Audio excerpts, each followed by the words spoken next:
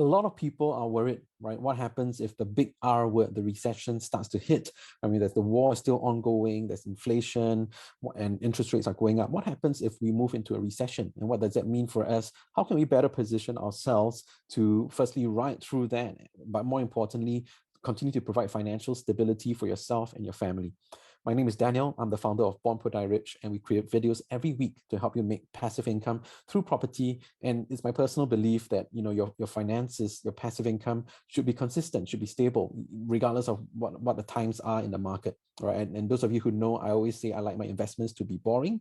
And with the income that is predictable, then you can do the exciting things in life. The important thing is, for us not to become like Chicken Little and the sky is falling. We have been in recessions before. A lot of people try to predict when it will happen, what is the trigger event. I mean, nobody has a crystal ball to gaze into. But for me, what's more important is if we know it's a matter of when and not if it's going to happen, right? What can we do now? What can we do today to better prepare for it? So the first big tip for you is this, that actually we should start cutting back on some of our expenses that are not necessary.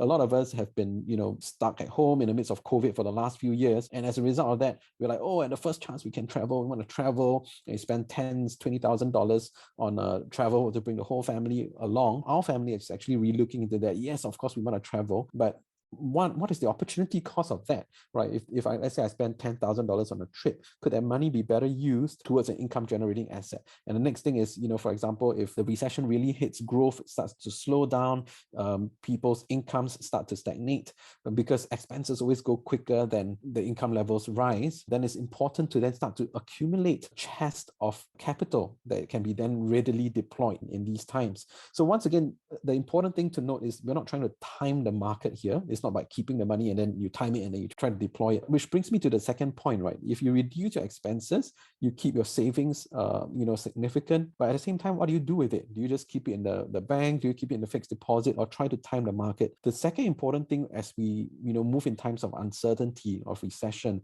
where, our government in Singapore is still providing a lot of support to employers for salaries through the jobs growth incentive and stuff like that. But at such time where that starts to reduce, we're going to see more unemployment. We're going to see more pay cuts, for example. Hopefully not, right? But if it does happen, then what can we do today to better prepare ourselves for that? And the important thing is start buying income generating assets today.